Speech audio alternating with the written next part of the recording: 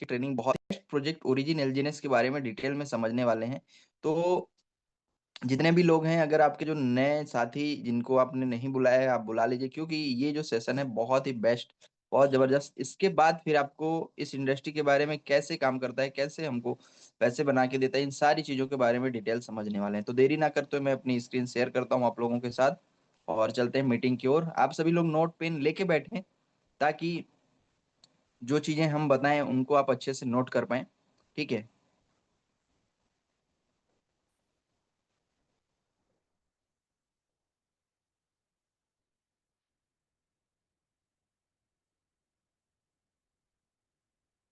Joseph sir, मेरी screen अगर share हो तो कंफर्म करें please.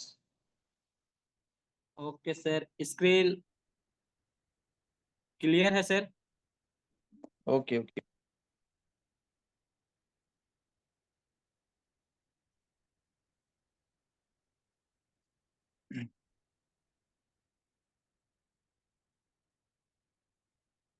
Okay so royal team की तरफ से ये जो हमारा डेली मॉर्निंग ट्रेनिंग होता है, इवनिंग ट्रेनिंग, जितने भी सारे ट्रेनिंग होते हैं, जो सपोर्ट मिलते हैं। Just 1 minute guys.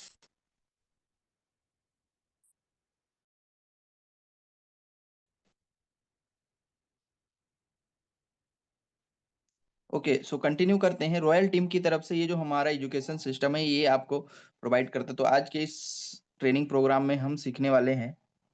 सीखने से पहले थोड़ा सा मैं बता दूं कि कोई मैं फाइनेंशियल एडवाइजर नहीं हूँ, सर्टिफाइड फाइनेंशियल एडवाइजर नहीं हूँ। जो भी मैं आज शेयर कर रहा हूँ, मैं अपनी शोध के अनुसार, मैं अपने रिसर्च के अनुसार, अपनी एजुकेशन के अनुसार मैं आप लोगों के साथ शेयर करता हूँ। ठीक है। निवेश करने से पहले हमेशा अपनी विवेक और बुद्धि के अनुसार ही आप जोखिम लें। ओके सो दोस्तों, यहाँ पे एक इमेज आप लोगों को दिखाई दे रही होगी। इनका नाम है वॉरेन बफेट। बहुत सारे लोग इनके बारे में जानते होंगे, बहुत सारे लोग नहीं जानते होंगे। जो लोग जानते होंगे वो तो इसकी बात को मानेंगे, लेकिन जो नहीं जानते हैं इनको, वो इनकी बात क्यों माने। सही बात है। तो इन्होंने क्या बोला है कि never depend on single income, make investment to create a second source. मतलब कभी भी हमको सिंगल इनकम सोर्स पे नहीं रहना चाहिए। Make investment to create a second source, मतलब हमें हमेशा, मतलब इन्वेस्टमेंट करके सेकेंड सोर्स ऑफ इनकम बनाना चाहिए। अब देखिए, काम करके आप सेकेंड सोर्स ऑफ इनकम नहीं बना सकते, क्योंकि काम सिर्फ आप एक जगह पे कर पाओगे। ठीक है। एक ही टाइम पे दो जगहों पे काम या तीन जगहों पे काम करके मल्टीपल सोर्स ऑफ इनकम बनाना तो पॉसिबल नहीं है। तो इसीलिए आप काम एक जगह पे करो और इन्वेस्टमेंट करके सेकंड सोर्स ऑफ इनकम बनाना है। अब जैसे मैं इनको जानता हूँ, वॉरेन बफेट हैं, ये दुनिया के टॉप 50 इन्वेस्टर में से इनका नाम आता है। और ये बहुत कम उम्र से ही ट्रेड करते हुए, इन्वेस्टमेंट करते हुए आज बहुत टॉप रिचेस्ट पर्सन में से इनका नाम गिना जाता है। ठीक है। तो मैं तो इनकी बात मानूंगा क्योंकि मैं इनको जानता हूँ। लेकिन आप में से बहुत सारे लोग होंगे जो इनकी बात को नहीं मानते हैं, या नहीं जानते हैं इनको, इसलिए नहीं मानते हैं। ठीक है। हमेशा क्या होता है, जिनको हम जानते हैं उन्हीं की बात हम मानते हैं, अदरवाइज नहीं मानते, ऐसा होता है। तो ये जो लाइन इन्होंने बोला है, ये हमारी लाइफ में हम लोगों ने एक्सपीरियंस भी किया है। कैसे एक्सपीरियंस किया है? जब कोविड 19 का दौर आया, ठीक है, जब कोरोना काल आया, तो क्या हुआ, बहुत सारे लोगों के बिजनेस बंद हो गए, बहुत सारे लोगों के जॉब बंद हो गए। तब हम लोगों को क्या लगा कि भाई ऐसा कुछ होना चाहिए। जब मान लीजिए अपना बिजनेस है, बिजनेस कोरोना टाइम पे लॉकडाउन लगा, सारी चीजें बंद हो गई, तो भाई बिजनेस भी बंद हो गया। तो क्या हमारे खर्चे बंद हुए? खर्चे तो बंद नहीं हुए ना, खर्चे तो भले ही और बढ़ गए। ठीक है। तो उस टाइम पे हमको क्या लगा कि ऐसा कोई सोर्स होना चाहिए जहां से हमको कंटिन्यू एनी हाउ हमको, मतलब रिटर्न आता रहे। तो वही है कि इन्वेस्टमेंट करने पे ही वो चीज आपको पॉसिबल हो पाएगी, वो चीज आ पाएगी। और आज फिर से कहीं ना कहीं उस दौर की शुरुआत हो चुकी है। आप सभी लोग देखते होंगे पेट्रोल डीजल की महंगाई बढ़ रही है, महंगाई के साथ मतलब मिल नहीं रहा है, ये दिक्कत चल रही है। तो इस तरीके से फिर से कहीं दोबारा ये रिसेशन, ये समय ना आए, तो इसके लिए हमको पहले से ही प्री प्लान करके, पहले ही हमको तैयारी करके रखना होगा, ताकि ऐसे सिचुएशन में हम दोबारा ना फंसे, या ऐसे सिचुएशन आने पे भी हमको कोई दुख तकलीफ ना हो। ठीक है। तो इन्वेस्टमेंट को लेके आज हम बात करेंगे कि कैसे कैसे इन्वेस्टमेंट कर सकते हैं और कहाँ कहाँ इन्वेस्टमेंट कर सकते हैं। बहुत सारे लोग बहुत अच्छा पैसा कमाते हैं, लेकिन इन्वेस्टमेंट के बारे में नॉलेज ना रखने की वजह से वो कहीं भी इन्वेस्ट करके अच्छा पैसा नहीं बना पाते। देखिए, पैसा कमाना और पैसा बनाना बहुत फर्क होता है। ठीक है। पैसा हर कोई कमाता है, लेकिन पैसा बनाने की जो कला है, पैसा बनाना अगर कोई सीख जाता है या पैसे से पैसा कमाना अगर कोई सीख जाता है, तो बहुत अच्छा पैसा बनाता है। लेकिन अगर पैसे कमाने के लिए आप दौड़ोगे तो बहुत अच्छा पैसा नहीं बना पाओगे। तो दोस्तों थोड़ा-सा मैं हमारे रॉयल कम्युनिटी, हमारा रॉयल एजुकेशन सिस्टम का तो जो उद्देश्य है, हमारा जो लक्ष्य है, वो मैं थोड़ा आप लोगों के साथ शेयर करना चाहूँगा। हमारा उद्देश्य है कि लोगों को सफलता की राह दिखाना है, लोगों को फाइनेंशियल एजुकेशन देना है। क्योंकि आज स्कूल में, कॉलेज में, कहीं भी फाइनेंशियल एजुकेशन नहीं दिया जाता, सिर्फ़ जॉब करना है, कैसे आगे आपको सरकारी नौकरी की तैयारी करना है, सिर्फ़ इन चीज़ों के बारे में बताया जाता है। कभी भी फाइनेंशियल एजुकेशन के ऊपर कोई पढ़ाई, कोई एजुकेशन नहीं होता है। तो हमारा उद्देश्य है कि लोगों को फाइनेंशियल एजुकेशन देना है, लोगों को स्कैम से बचाना है। आज मार्केट में फॉरेक्स के नाम पे, क्रिप्टो के नाम पे, ट्रेडिंग के नाम से इतने सारे स्कैम हो रहे हैं, इतने सारे स्कैम जिससे लोग बहुत ज़्यादा परेशान हैं और प्रॉफ़िट देख के, लालच देख के लोग एंट्री कर जाते हैं, लेकिन स्कैम पकड़ नहीं पाते। तो हमारा उद्देश्य है लोगों को स्कैम से कैसे बचना है, इसके बारे में जानकारी देना, लोगों को कर्ज मुक्ति करना, लोगों को ईमानदार, आदर्शवादी, आर्थिक रूप से सक्षम बनाना, ये हमारा उद्देश्य है और इसी को लेके हम रोज़ काम कर रहे हैं। हमारे साथ आने वाले सभी लोगों को हम ट्रेनिंग देके इन सारी चीज़ों को सिखा रहे हैं। तो दोस्तों आगे चलते हैं इन्वेस्टमेंट के ऊपर जो हम बात कर रहे थे। ये एक डाटा है जैसे CAGR compound annual growth rate. तो यहाँ पे जहाँ-जहाँ इन्वेस्टमेंट के सेक्टर हैं, उनका जो इंटरेस्ट रेट है कि ईयरली हमको किस दर से इंटरेस्ट मिलता है उसके ऊपर थोड़ा बात कर लेते हैं। अब उसके बाद आगे बढ़ेंगे। तो सबसे पहला है आता है एफडी। बैंक में आप सभी लोगों को पता होगा एफडी होता है। तो एफडी में क्या होता है जिससे आपने 1 लाख रुपए सपोज़ आपने 1 लाख रुपए इन्वेस्ट किया तो 1 लाख में 1 साल में 6 से लेके 8.5% का एनुअल ग्रोथ मिलता है या एनुअल इंटरेस्ट मिलता है बोल सकते हैं। तो ये जो डाटा मैं आपको बता रहा हूँ ये लगभग 10-15 साल का एक रेगुलर डाटा लेके बनाया गया है, ठीक है? तो एफडी में 1 साल में 6 से 8.5% का एनुअल ग्रोथ मिलता है आपको। वहीं पे अगर आप गोल्ड खरीदते हो, तो गोल्ड में 12 से 15% का एनुअल ग्रोथ रेट देखने को मिलता है। तो अभी देखिए गोल्ड में अभी अचानक उतार-चढ़ाव हुआ है वो दूसरी चीज़ है, बट अगर रेगुलर आप 10-15 साल का डाटा देखेंगे, तो 12 से 15% का ही एनुअल ग्रोथ आपको देखने को मिलेगा, ठीक है? तीसरा है स्टॉक। स्टॉक पे 11 से लेके 28% तक का एनुअल ग्रोथ है। लेकिन स्टॉक मार्केट, शेयर मार्केट में क्या है, हम लोग इंटरेस्ट तो मतलब जो प्रॉफ़िट है, जो इंटरेस्ट है, जो एनुअल ग्रोथ है, वो बहुत अच्छा है, 28% तक है। 11.5 से लेके 28% तक है, तो बहुत अच्छा लगता है। लेकिन बिना सोचे-समझे अगर हम घुस जाते हैं, तो क्या होता है? जैसे महाभारत में हमने सुना है कि अभिमन्यु को उसका तोड़ नहीं पता था, लेकिन वो चक्रव्यूह में घुस गया, तो क्या हुआ? वो फँस गया। तो वैसे ही हम इसके बारे में अच्छी जानकारी ना होने की वजह से बस देख-देख के घुस तो जाते हैं, लेकिन बहुत ज़्यादा लॉस कर लेते हैं। और आज भी हमारे साथ बहुत लोग होंगे जो बहुत लॉस कर चुके हैं, ठीक है? तो उसके बाद आता है दोस्तों प्रॉपर्टी। प्रॉपर्टी में भी अगर आप रिटर्न देखेंगे तो 8 से 12% का ही एनुअल रिटर्न है। तो यहाँ पे गोल्ड हुआ, एफडी हुआ, प्रॉपर्टी ये तो एकदम बेसिक है, इस पे कोई जानकारी लेने की ज़रूरत नहीं, कुछ सीखने की ज़रूरत नहीं। आपके पास अगर पैसे हैं तो आप इन्वेस्ट कर दोगे तो उसके हिसाब से आपको रिटर्न मिलेंगे। स्टॉक मार्केट, शेयर मार्केट के ऊपर अगर थोड़ा अच्छा रिसर्च, अच्छी नॉलेज होगी, तभी आप वहाँ से अच्छा प्रॉफ़िट बना सकते हो, ठीक है? अब उसके बाद आता है दोस्तों सबसे ज़्यादा जो रिटर्न दे रहा है क्रिप्टो। क्रिप्टो तो आपने सुना ही होगा बिटकॉइन, इथेरियम। ठीक है, सुनते तो हैं हम, लेकिन क्या है इसी चक्कर में बहुत नुकसान भी कर लेते हैं, तो उसी को समझने वाले हैं कि कैसे हम स्कैम से बचें, कैसे सही प्रोजेक्ट में इन्वेस्ट करके अच्छा पैसा बनाएँ। तो यहाँ पे 5वाँ जो ऑप्शन है क्रिप्टो, क्रिप्टो में 36 से लेके 71% तक का एनुअल ग्रोथ है। अगर कोई व्यक्ति एफडी में 1 लाख रुपए इन्वेस्ट करता है तो 1 साल का 6,000 से साढ़े 8,000 रुपए का प्रॉफ़िट मिलेगा। लेकिन कोई व्यक्ति अगर क्रिप्टो में वही सेम 1 लाख रुपए इन्वेस्ट करता है तो 36,000 से लेके 71,000 रुपए तक का एनुअल प्रॉफ़िट मिलेगा। तो यहाँ पे एक चीज़ आगे बढ़ते हैं तो उसके बाद आपको समझाता हूँ। एक मनी मेकिंग फ़ॉर्मूला दिया गया है, knowledge is equal to money. आपको क्या लगता है knowledge is equal to money right है? आप देख लीजिए, आपके आस-पास, आपके सर्कल में कोई व्यक्ति है जो 10,000 रुपए कमाता है, कोई व्यक्ति है जो 50,000 कमाता है, कोई व्यक्ति है 5 लाख रुपए भी कमाता होगा। तो इनके जो लेवल का जो फ़र्क है या जो प्रॉफ़िट कमाने का जो गैप है, कहीं न कहीं आपको नहीं लगता कि नॉलेज की वजह से है? कोई व्यक्ति है जिसको कम नॉलेज है, जिसकी वजह से कम प्रॉफ़िट लेता है, कोई व्यक्ति है जिसको ज़्यादा नॉलेज है तो ज़्यादा प्रॉफ़िट लेता है। तो वैसे ही इस इमेज के माध्यम से, इस पोस्टर के माध्यम से थोड़ा-सा हम समझते हैं इसको। एक व्यक्ति है जिसको प्यास लगी है। इसके राइट साइड में वाटर लिखा हुआ है जो 9 किलोमीटर की दूरी पे मिलेगा, ऐसा दिखाया जा रहा है और उसके जस्ट लेफ्ट साइड में एक और बोर्ड लगा है जिसमें H2O लिखा है कितने 50 मीटर की दूरी पे।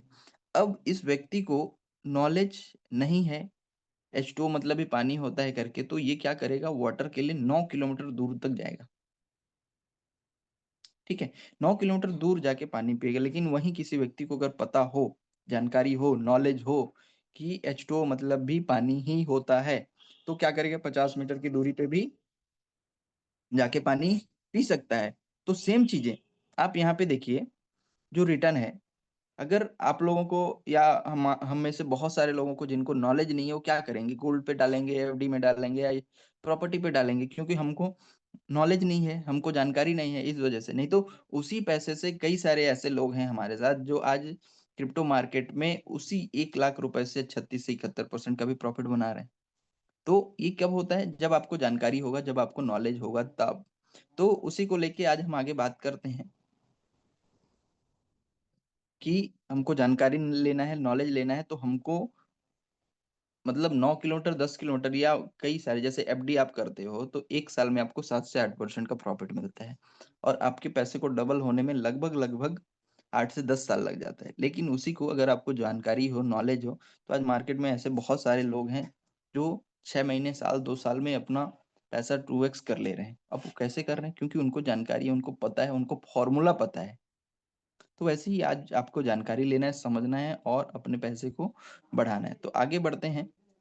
आज हम बात करने वाले हैं future of digital currency. Digital currency, crypto currency जिसके बारे में आप सुनते हो, अच्छा रिटर्न देखते हो, लेकिन क्या है, कई बार आपने अगर एंट्री किया भी होगा तो बहुत नुकसान झेला होगा या थोड़ा बहुत कमाया होगा। Future of DeFi, decentralized finance क्या होता है, इसके बारे में सीखने वाले हैं। हाउ टू आइडेंटिफाई स्कैम और real project.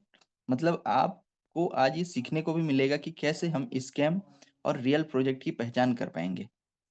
How to grow and manage your fund, अगर आप इन्वेस्ट करते हो तो कैसे आप अपने पैसे को ग्रो और मैनेज कर पाओगे, उसके बारे में बात करने वाले हैं। और उसके बाद क्रिप्टो इंडस्ट्री में एक बेस्ट प्रोजेक्ट ओरिजिन एलजीएनएस के बारे में हम देखने वाले हैं, समझने वाले हैं कि कैसे यहाँ पे अच्छा प्रॉफिट बन सकता है। अब थोड़ा सा डिजिटल करेंसी के बारे में समझते हैं कि डिजिटल करेंसी क्या होता है। क्रिप्टो क्रिप्टो सुना तो बहुत है हमने, बिटकॉइन, इथेरियम। क्रिप्टो बोलने से सीधा बिटकॉइन का नाम आता है, इथेरियम का नाम आता है। तो एक्चुअल में वो है क्या, इसके ऊपर बात करते हैं। तो digital hidden asset which exist only internet, मतलब ये एक करेंसी ही है, जैसे रुपया पैसा की तरह ये भी एक करेंसी है, लेकिन इसका कोई फिजिकल अस्तित्व नहीं है, केवल इंटरनेट पे चलता है। ठीक है? तो डिजिटल करेंसी आया क्यों, इसके बारे में थोड़ा समझ लेते हैं। क्योंकि मार्केट में अगर किसी चीज की नीड नहीं है तो वो लंबे समय तक नहीं चल सकता। मार्केट को अगर इसकी जरूरत होगी तभी जाके ये लंबे समय तक मार्केट में चल पाएगा और सरवाइव कर पाएगा। तो थोड़ा समझते हैं इसकी जरूरत क्यों पड़ी। क्योंकि जब मार्केट सब सही चल रहा था तो इसकी जरूरत नहीं पड़नी थी। आज हमारा बैंकिंग सिस्टम, हमारी जो करेंसी है, सब अच्छी चल रही थी, तो इसकी जरूरत क्यों पड़ी और क्यों आज इतना ये ट्रेंड चल रहा है, इतनी ज़्यादा इसकी वैल्यूएशन बढ़ रहा है, तो इसके बारे में थोड़ा बात कर लेते हैं। दोस्तों, 2007-8 में एक फाइनेंशियल क्राइसिस आया था। 2007-8 में अमेरिका में एक फाइनेंशियल क्राइसिस आया था जिसकी वज़ह से पूरी दुनिया में ये फैला, पूरी दुनिया में क्राइसिस आया। तो शुरुआत इसकी हुई थी अमेरिका में। अमेरिका में क्या हुआ कि वहाँ के जो बैंक थे, उन्होंने अपने बैंक को बढ़ाने के लिए, क्या होता है जब हम कोई दुकान खोलते हैं तो बहुत ज़्यादा ऑफर देने लगते हैं ताकि हमारा प्रचार-प्रसार बढ़े, हमारे कस्टमर बढ़े, हमको ज़्यादा प्रॉफिट मिले। तो वैसे ही वहाँ के जो बड़े बैंक थे, उन्होंने क्या किया, बहुत ज़्यादा मात्रा में लोन देने लगे। अब ऐसे-ऐसे लोगों को लोन दिया जिनके पास अच्छी इनकम के सोर्स नहीं भी थे, उनको भी लोन दिया और जिनके पास थे उनको भी। मतलब सारे लोगों को लोन देने पे लग गए। अब लोन तो दे दिया, लेकिन क्या हुआ, अगर जिनके पास अच्छी इनकम नहीं है, उनसे लोन रिपेमेंट ठीक से आया नहीं। अब जब लोन रिपेमेंट ठीक से आया नहीं, तो क्या हुआ कि बैंक लॉस पे चली गई, बैंक करप्ट हो गई। अब बैंक करप्ट हुई तो वहाँ पे क्या हुआ कि कुछ लोग जो लोन लेने वाले थे और कुछ लोग ऐसे थे जिनके सेविंग अकाउंट भी तो रहे होंगे। तो सेविंग अकाउंट वाले जो थे और कुछ लोन लेने वाले थे। अब बैंक जब डूबने लगा तो बैंक डूबने से क्या हुआ कि अब देश को, बैंक को बचाना था। तो जो देश है, जो अमेरिका जो है, उसने क्या किया, बहुत ज़्यादा नोट प्रिंटिंग करी, बहुत ज़्यादा मतलब डॉलर की प्रिंटिंग कर दी। अब बहुत ज़्यादा डॉलर प्रिंटिंग हुआ, नोट प्रिंटिंग हुआ, तो इन्फ्लेशन बढ़ा, मार्केट में सप्लाई बढ़ा। जब सप्लाई बढ़ता है किसी भी चीज़ का, चाहे वो पैसे हो, चाहे कोई भी प्रोडक्ट हो या कुछ भी, तो जब उसका सप्लाई बढ़ जाता है तो मार्केट में उसका वैल्यूएशन घट जाता है, उसकी रेट घट जाते हैं। तो वैसे ही जब बहुत ज़्यादा मात्रा में नोट प्रिंटिंग हुआ, तो क्या हुआ, नोटों की वैल्यू घट गई, पैसे की वैल्यू घट गई। तो अगर आपने सपोज़ आपने 10 लाख रुपए अकाउंट में रखे थे, तो सप्लाई इतनी ज़्यादा बढ़ गई कि 10 लाख का वैल्यू ज़्यादा से ज़्यादा 2 से 3 लाख रहा। तो अगर किसी व्यक्ति ने मेहनत से 10 लाख रुपए कमा के जमा किए थे और उसका वैल्यूएशन अचानक अगर घट जाता है, तो उसको कितनी तकलीफ होगी? सोच के देखिए। और ये गलती किसकी है? जैसे सेविंग अकाउंट होल्डर ने तो कोई गलती नहीं करी, उसने तो सिर्फ़ सेविंग किया था, उसने तो सिर्फ़ रखा था पैसा। लेकिन गलती किसकी थी? एक तो बैंक वाले की जिसने लोन दिया, दूसरे लोन लेने वाले की जिसने सही से रिपेमेंट नहीं किया, और तीसरा उस देश के उस सरकार की जिसने अनलिमिटेड नोटों की प्रिंटिंग कर दी, ठीक है? लेकिन किसी तीसरे की वजह से भुगतान कौन कर रहा है? कोई चौथा व्यक्ति, जिसने कोई गलती नहीं करी। तो इसीलिए इन सब दिक्कतों की वजह से, इन सब परेशानियों की वजह से, ठीक है, यहाँ पे क्योंकि देखिए, आपका पैसा मतलब किसी व्यक्ति जिसने 10 लाख रुपए अगर सेविंग करी हो या जो भी अमाउंट सेविंग करा हो, उसकी कोई गलती नहीं थी, उसके अपने पैसे थे, लेकिन फिर भी उसको अपने पैसे का वैल्यू गिरता हुआ उसको कितनी तकलीफ परेशानी हुई। तो उस वजह से उनके दिमाग में आया कि ऐसा कोई सिस्टम होना चाहिए, ऐसा कोई तरीका होना चाहिए जिसमें हमारे पैसे का कंट्रोल हमारे पास रहे, पूरी प्राइवेसी रहे, पूरी सिक्योरिटी रहे। ना कोई देश, बैंक, ना कोई सरकार हमको छेड़-छाड़ ना कर पाए या हमारे वैल्यू को डायल्यूट मतलब या कम-ज़्यादा या उसको गिरा ना सके। तो इसी सोच के आया 2009 में बिटकॉइन की शुरुआत हुई। ठीक है? 2009 में बिटकॉइन की शुरुआत हुई इसी सोच के साथ, जो डिसेंट्रलाइज़ मतलब जिस पे किसी देश का, बैंक का, सरकार का या तो किसी बनाने वाले का भी अधिकार ना हो, ये सोच के साथ आया बिटकॉइन। और जिसमें आपको मिलता है प्राइवेसी, 100% प्राइवेसी है, फास्ट पेमेंट, पेमेंट का मेथड तरीका जो है बहुत फास्ट है, और सिक्योरिटी 100% सिक्योर है, कोई छेड़छाड़ नहीं कर सकता। थोड़ा-सा इसके फ्यूचर के बारे में देखते हैं, फ्यूचर ऑफ डिजिटल करेंसी। अगर हम बैंकिंग सिस्टम, क्या है देखिए, करेंसी है, तो बैंकिंग सिस्टम से जुड़ा हुआ है। तो बैंकिंग सिस्टम से थोड़ा कंपैरिज़न करके देखते हैं कि इस इंडस्ट्री मतलब इसका जो फ्यूचर है वो किस लेवल का मतलब कैसा है। तो इंडियन बैंकिंग इंस्टेंट मतलब ये जो डाटा मैं बता रहा हूँ ये गूगल का डाटा है। इंडियन बैंकिंग इंडस्ट्री 2021 में $2700 बिलियन की थी। कब? 2021 में $2700 बिलियन की थी, जो 2028 तक $4500 बिलियन की होने की संभावना बताई जा रही है। ठीक है? लगभग-लगभग 2x 2 गुना या उससे भी थोड़ा कम। लेकिन वहीं पे डिजिटल करेंसी, क्रिप्टो करेंसी के बारे में अगर बात करें, 2021 में $910 बिलियन की इंडस्ट्री थी। कितने की? $910 बिलियन की इंडस्ट्री थी, जो 2028 में $2800 बिलियन की इंडस्ट्री होने की संभावना बताई जा रही है। मतलब लगभग-लगभग 3 गुना से भी ज़्यादा। और बैंकिंग इंडस्ट्री 2 गुना से भी कम ग्रोथ है, जबकि क्रिप्टो करेंसी 3 गुना से भी ज़्यादा का ग्रोथ दिख रहा है। तो आने वाले टाइम में आज आप देखो हमारा जो डिजिटल, हमारी गवर्नमेंट क्या बोलती है, डिजिटल करेंगे, हम डिजिटलाइज़ेशन लेके आएँगे। लेकिन क्या आपको लगता है कि एक्चुअल डिजिटल हो पा रहा है? आज भी बैंकों में लंबी-लंबी लाइनें लगी रहती है अपने काम कराने के लिए। तो क्या अगर डिजिटल होता तो इतनी लंबी लाइन लगती? नहीं लगती। तो वही चीज़ों को लेके आया है ये क्रिप्टो करेंसी। अगर क्रिप्टो करेंसी को समझेंगे तो ये पूरा डिजिटल वर्ल्ड है, पूरा डिजिटलाइज़ेशन है, पूरा डिजिटल सिस्टम है, ठीक है? तो आगे बढ़ते हैं। अब थोड़ा-सा इस डिजिटल करेंसी के बारे में देखते हैं कि अलग-अलग देशों में कैसा यूज़ हो रहा है, क्या है? आज अगर दुबई की बात करें तो दुबई में क्रिप्टो करेंसी को रखने पे, बेचने पे, खरीदने पे कोई टैक्स नहीं है। इससे आप कोई भी अ, गाड़ी, घर, सोना, चाँदी कोई भी एसेट आप खरीद सकते हो। पे सैलरी बाय क्रिप्टो करेंसी, आप लोगों को सैलरी के रूप में क्रिप्टो करेंसी के रूप में सैलरी भी दे सकते हो। और इन सबको रेगुलेट करने के लिए, इन सबको चलाने के लिए वहाँ की एक अ, अथॉरिटी बनाया गया है, एक नियम कानून बनाया गया है। उस संस्था का नाम है security and commodity authority, SCA बोलते हैं। ठीक है? तो उसके तहत ये पूरा रेगुलेट होता है, ये पूरा ट्रैक होता है, कंट्रोल किया जाता है। ठीक है? मतलब हर जगह, हर चीज़ के लिए अलग-अलग नियम कानून बने होते हैं, वैसे ही दुबई में इसके लिए पूरे नियम कानून बन रखे हैं और ये पूरी तरह से रेगुलेटेड है। वहाँ पे आप पेटीएम लग चुके हैं, वहाँ पे आप पेइंग कर सकते हो, खरीद सकते हो, सारी चीज़ हो सकती है क्रिप्टो से। वहीं पे अगर दुबई के बाद अगर अमेरिका की बात करें, तो अमेरिका में भी कोई टैक्स नहीं है रखने पे, खरीदने पे या बेचने पे। दूसरा, आप यहाँ पे भी घर, सोना-चांदी, ज़मीन सारी चीज़ें खरीद सकते हैं, उधार दे सकते हैं। US security and exchange commission के नाम पे वहाँ पे इसका एक नियम कानून बना है जो इसको रेगुलेट करता है। वहाँ पे 31,000 से ज़्यादा एटीएम लग चुके हैं जिससे आप क्रिप्टो को एक्सचेंज करके निकाल सकते हैं। ठीक है? अब हमारे इंडिया की बात कर लेते हैं, इंडिया में इसका क्या खबर है? तो इंडिया पे आप अगर सेल करते हो, रखते हो तो आपको टैक्स देना पड़ेगा। अभी तक कोई क्लियर रूल रेगुलेशन इन्होंने पारित नहीं किया है और यहाँ तक कि ये बैन भी नहीं है ना, मतलब ये बैन भी नहीं है और ऑफ़िशियली लीगल भी नहीं है। मतलब आप रख सकते हो, खरीद सकते हो, बेच सकते हो, प्रॉफ़िट बना सकते हो, लेकिन आपको टैक्स देना पड़ेगा। तो यहाँ पे कुछ न्यूज़ के कट ऑफ लगे हुए हैं, जैसे आप निर्मला सीतारमण जी का एक बयान आया था कि क्रिप्टो करेंसी और डिजिटल एसेट माने जाएँगे, संपत्ति लगेगा टैक्स। मतलब ये इनको पता है कि अगर ये लोग खरीदेंगे तो हम उनको टैक्स लगाएँगे। तो भाई जब टैक्स लगाना ही है तो रूल बना दीजिए क्लियर। लेकिन वो अभी बना नहीं है, ठीक है? लेकिन बहुत जल्द बनेगा। ज्वेलरी ज़मीन की तरह अब क्रिप्टो भी आई संपत्ति के दायरे में, मतलब क्रिप्टो को भी संपत्ति माना जाएगा, ये इनका कहना है, ठीक है? तो ये बहुत दूर नहीं है क्योंकि आज अमेरिका में देखिए, दुबई में देखिए अगर ये रेगुलेटेड है, तो इंडिया में भी कोई दो मत की बात नहीं है, बहुत जल्दी इसका रूल रेगुलेशन आ सकता है। तो इसीलिए हमको इस इंडस्ट्री के बारे में और इतनी ट्रेंडिंग, इतनी तेज़ी से बढ़ने वाली इंडस्ट्री के बारे में नॉलेज रखना बहुत ज़रूरी है। अब थोड़ा देखते हैं कि ये इतना सेफ एंड यूज़फुल कैसे है, ठीक है? मतलब कोई भी इंडस्ट्री देखो, बैंकिंग में भी आज हम सेफ्टी की बात करते हैं क्योंकि कोई नया बैंक आता है तो हम जल्दी से विश्वास नहीं करते हैं। तो यहाँ पे ये जो इंडस्ट्री है, वो इतना सेफ एंड यूज़फुल कैसे है, इसके ऊपर थोड़ा बात कर लेते हैं।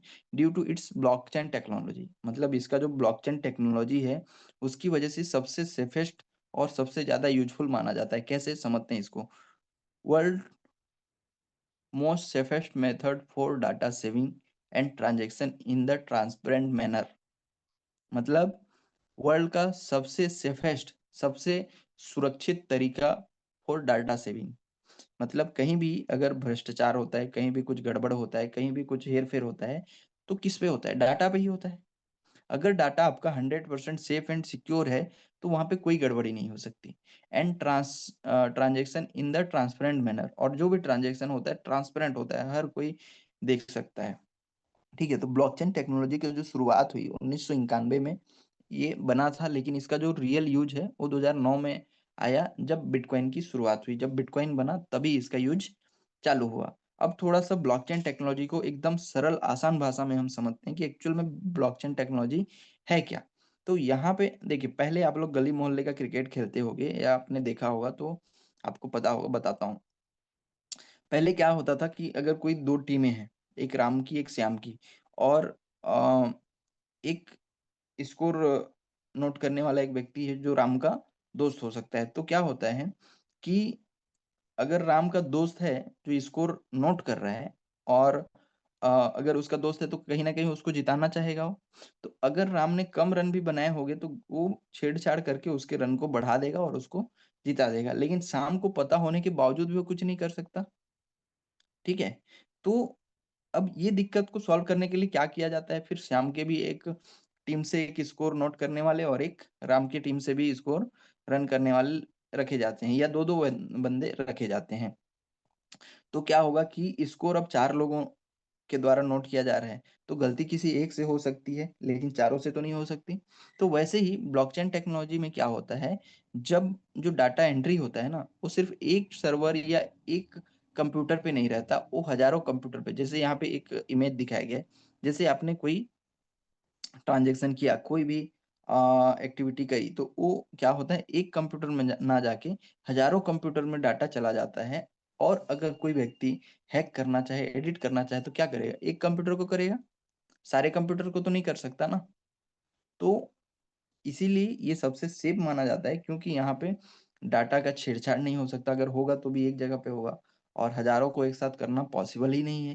तो इस वज़ह से डाटा में कोई छेड़छाड़, कोई हैकिंग नहीं हो सकती, इसीलिए वर्ल्ड का सबसे सेफेस्ट तरीका माना जाता है। आज शिक्षा विभाग में इसको इम्प्लीमेंट करने का प्रस्ताव रखा गया है, ये चल रहा है और बहुत जल्दी हो सकता है, क्योंकि आप लोग आए दिन देखते होंगे कई बार मार्कशीट में चेंजेस करा दिए जाते हैं, बहुत नंबर बढ़ा लिए जाते हैं, तो इन सब चीज़ों की वजह से बहुत दिक्कत हो रही है। तो इस वजह से ब्लॉकचेन टेक्नोलॉजी को अगर यूज में लाया जाए और यहाँ एक बार डाटा को डाल दिया जाए, तो उस पे कोई भी चाह के भी छेड़छाड़ नहीं कर सकता। ऐसा ये सेफेस्ट मेथड है डाटा सेविंग का, एंड ट्रांसपेरेंसी रहती है, पूरी ट्रांसपेरेंसी। तो ये हुआ इसका सेफ एंड यूजफुल कैसे, इसके बारे में हमने समझा। अब थोड़ा समझते हैं कि किसी भी इंडस्ट्री में अगर हम एंट्री करते हैं तो वहाँ पे कुछ-कुछ हमारे मन में डर रहता है, जिसकी वजह से हम क्या करते हैं, उस इंडस्ट्री से दूर भागते हैं। तो वैसे ही इस क्रिप्टो इंडस्ट्री जिसके बारे में हम बात कर रहे हैं, इस पे 3-4 डर है। अगर ये 3 चारों चीज़ों का डर रहता है तो हम वहाँ पे एंट्री नहीं कर पाते हैं और फेल हो जाते हैं। तो सबसे पहला डर है स्कैम का, जो आए दिन हमको देखने को मिलता है। दूसरा, डिक्रीजिंग इन रेट सडनली, अगर आपने कोई क्रिप्टो कॉइन या टोकन खरीदा और अचानक उसका रेट गिर जाए तो हमको हमारा नुकसान हो जाएगा, ये मन में डर रहता है। उसके बाद कंपनी या कोई प्रोजेक्ट है जो बंद हो जाए तो क्या करें, ये एक सबसे बड़ा डर। उसके बाद आपने खरीद तो लिया देख के कि बहुत अच्छा प्रॉफिट दे रहा है, बट बाद में आपका कॉइन ना बिक रहा है, ऐसा भी हमारे मन में डर रहता है। तो ये तीनों चारों चीज़ों का डर अगर कहीं है तो आपको वहाँ पे इन्वेस्ट नहीं करना है। और अगर तीनों चारों चीज़ों का डर नहीं है तो बेझिझक आप इन्वेस्ट करिए और अच्छा पैसा बना सकते हैं। तो आगे बढ़ते हैं, कैसे हम स्कैम को पहचानें, कैसे स्कैम के डर को भगाएँ, इसके बारे में बात करते हैं। तो सबसे पहले, how to identify the centralized and decentralized, मतलब सेंट्रलाइज्ड और डिसेंट्रलाइज्ड क्या होता है, ये थोड़ा-सा मैं आप लोगों को बता दूँ।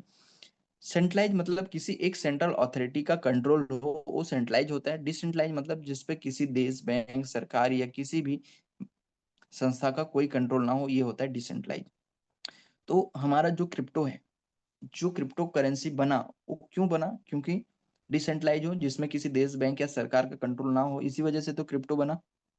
स्टार्टिंग में मैंने जो बताया था कि भई देश की वजह से, बैंक की वजह से और लोन लेने वाले की वजह से, जिसकी वजह से नॉर्मल व्यक्ति जिसने सेविंग अकाउंट रखा था उनको नुकसान हुआ, तो उसके मन में आया कि ऐसा कोई सिस्टम हो जिस पे किसी का कंट्रोल ना हो, मेरा है तो सिर्फ मेरा कंट्रोल हो, ऐसा सिस्टम बना। तो इसीलिए जो क्रिप्टो करेंसी है, जो जेन्युइन है, वो डिसेंट्रलाइज होता है। और सेंट्रलाइज भी क्रिप्टो है, ऐसा नहीं है कि नहीं है। सेंट्रलाइज करेंसी भी है, सेंट्रलाइज क्रिप्टो प्रोजेक्ट भी हैं, लेकिन सेंट्रलाइज है तो वहाँ पे हैक का, एडिट का और स्कैम के चांसेस बहुत ज़्यादा रहते हैं, ठीक है? तो यहाँ पे जब भी आपको इन्वेस्ट करना है डिसेंट्रलाइज़, क्योंकि एक्चुअल क्रिप्टो का नेचर क्या है? अगर क्रिप्टो के नेचर को फ़ॉलो करेगा तभी तो जेन्युइन क्रिप्टो हुआ ना। तो डिसेंट्रलाइज़ प्रोजेक्ट के ऊपर ही आपको इन्वेस्ट करना है, सेंट्रलाइज़ के ऊपर नहीं करना है। एक तरीके से डिसेंट्रलाइज़ मतलब आप ऐसा समझ सकते हैं कि 100% लीगल बोल सकते हैं। सेंट्रलाइज़ मतलब एक तरीके से जैसे नॉर्मल मार्केट में क्या होता है, एक लीगल होता है, एक इल्लीगल होता है, उसी तरीके से तो जो डिसेंट्रलाइज़ प्रोजेक्ट होगा वहीं पे हमको इन्वेस्ट करना है, ये समझ के चलिए। तो समझते हैं कि हम कैसे, क्योंकि मार्केट में कोई भी चीज़ आता है तो वो तो बोलेगा कि मैं सबसे बढ़िया हूँ, मैं अच्छा ही हूँ। वो थोड़ी बोलेगा कि मैं सेंट्रलाइज़ हूँ, कि मैं डिसेंट्रलाइज़ हूँ। वो क्या बोलेगा कि मैं अच्छा हूँ मतलब मैं डिसेंट्रलाइज़ ही हूँ, यही बात बोलेगा। लेकिन हमको पकड़ने, पहचानने आना चाहिए कि एक्चुअल में सेंट्रलाइज़ है या डिसेंट्रलाइज़ है। तो सबसे पहला पैरामीटर कुछ-कुछ दिए गए हैं, उसके माध्यम से हम समझेंगे। पहला, फाउंडर।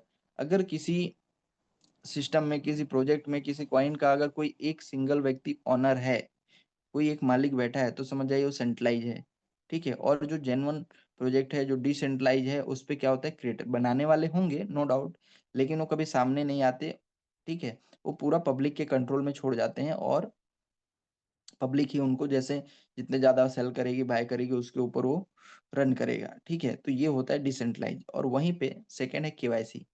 सेंट्रलाइज़ में केवाईसी ज़रूरी रहता है, जैसे आधार, पिन, मोबाइल, ईमेल डाटा आपको ज़रूरी होता है, लेकिन डिसेंट्रलाइज़ में नो केवाईसी। मतलब क्रिप्टो का नेचर क्या है? हिडन एसेट है ना, आप लोग समझिए इस बात को। क्रिप्टो मतलब हिडन एसेट। अगर आपको क्या लगता है, अगर आपने केवाईसी करी, जैसे आधार पे नहीं, मैं ईमेल, मोबाइल कुछ भी पर्सनल डाटा दिया, तो आपको लगता है कि आपका जो वॉलेट है वो हिडन रह पाएगा? क्योंकि आधार, पिन, मोबाइल देते कि वो गवर्नमेंट के कंट्रोल में चला जाएगा, तो वहाँ पे क्रिप्टो का नेचर तो फॉलो ही नहीं हुआ ना। जो जेन्युइन प्रोजेक्ट होगा, जो डिसेंट्रलाइज़ होगा, उसपे कोई केवाईसी, कोई भी आधार, पिन, मोबाइल, ईमेल नहीं लगेगा, इसीलिए वो 100% हिडन होगा। तीसरा है पैकेज।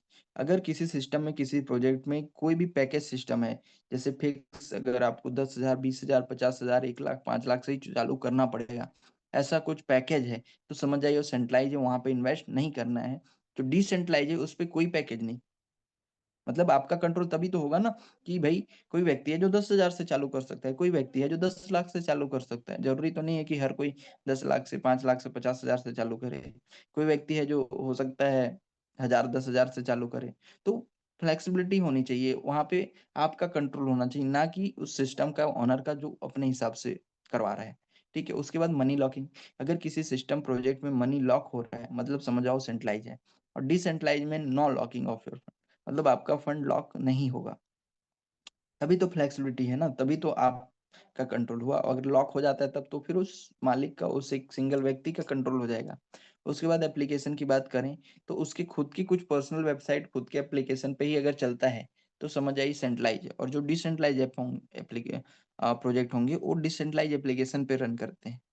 इनकम प्लान अगर मान के चलिए, जो रिटर्न की बात करें, बार-बार चेंज होते रहता है, बार-बार बदलते रहता है, तो सेंट्रलाइज़ होता है। और जो डिसेंट्रलाइज़ में मतलब कोई चेंजेबल नहीं होता है, ठीक है? मतलब उसपे जो एक बार कमिटमेंट हो गया, उसके अकॉर्डिंग वो चलते रहता है। अब डायरेक्ट इनकम की बात करें, तो जैसे क्या होता है कई बार रेफरल सिस्टम में, जैसे ही इंस्टेंट आपने किसी को जॉइन कराया और इंस्टेंट उसके रिवॉर्ड आपको मिल जाता है, जैसे 5%, 10%, तो समझ जाओ सेंट्रलाइज़ हुआ। डिसेंट्रलाइज़ में आप किसी को बताते भी हो, कोई आपके माध्यम से जॉइन भी करता है, तो आपको 1 पैसे का प्रॉफिट जनरेट नहीं होगा, तो वो होता है डिसेंट्रलाइज़। मतलब डायरेक्ट इंस्टेंट आपको कोई प्रॉफिट नहीं मिलेगा। उसके बाद है लिक्विडिटी। लिक्विडिटी मतलब ऐसा समझिए जैसे बैंक के कैश काउंटर में कितनी कैश पड़ी है, ये उसकी लिक्विडिटी होती है। तो जो सेंट्रलाइज़ होता है उसमें लिक्विडिटी या तो बहुत कम मात्रा में होती है या अनलॉक होती है। और जो डिसेंट्रलाइज़ है उसमें लिक्विडिटी बहुत बड़ी मात्रा में और लॉक और सेफ होता है। ठीक है? उसके बाद है लिस्टेड। अगर कुछ सेंट्रलाइज़ एक्सचेंज में ही लिस्टेड है, तो समझ जाइए वो सेंट्रलाइज़ हुआ। और डिसेंट्रलाइज़ एक्सचेंज में अगर लिस्ट है, जैसे क्विकस्वैप, स्विगिस्वैप, तो वो डिसेंट्रलाइज़ हुआ। विथड्रॉल, अगर कोई सिस्टम प्रोजेक्ट विथड्रॉल में आपका 1 से 72 घंटे का टाइम लगा रहा है, तो समझ जाओ सेंट्रलाइज़ हुआ। और अगर जैसे आप इसको ऐसे समझिए, जैसे बैंक में आप जाते हो, तो बैंक में किसका, मैनेजर का कंट्रोल रहता है, ऑफिसर का कंट्रोल रहता है। आप जाओगे, पर्ची भर के दोगे, अगर मान के चलो officer cashier,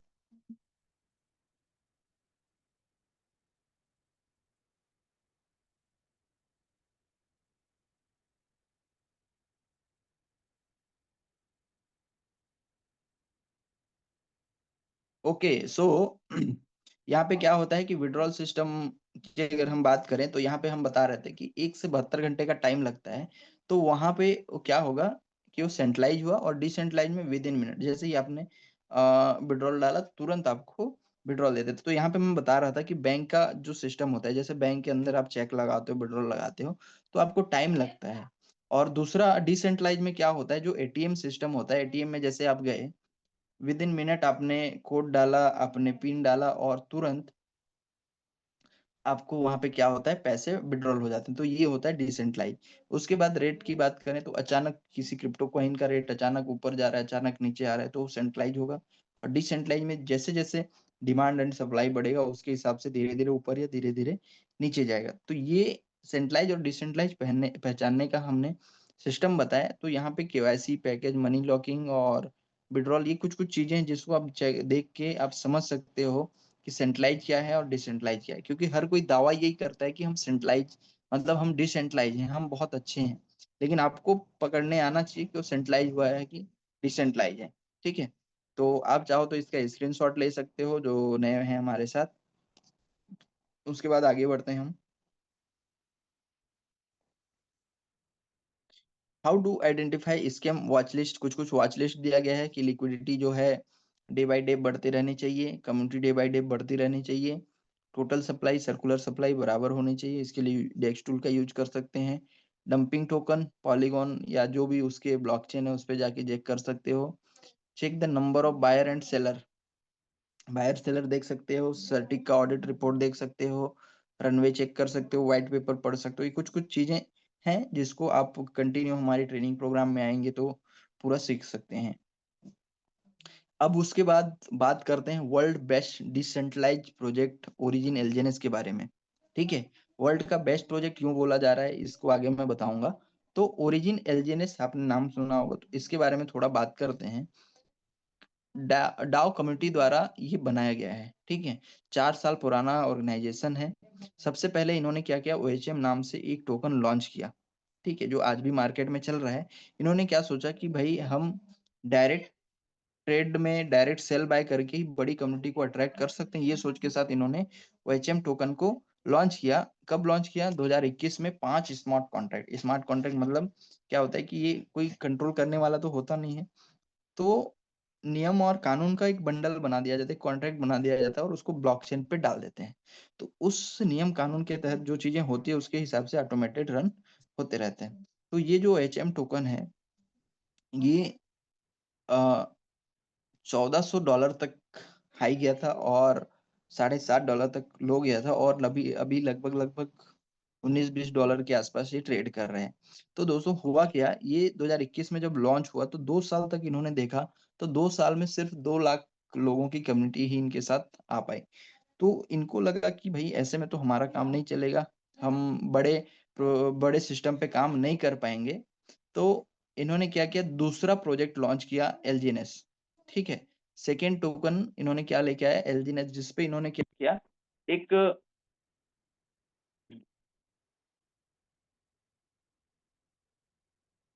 sorry guys,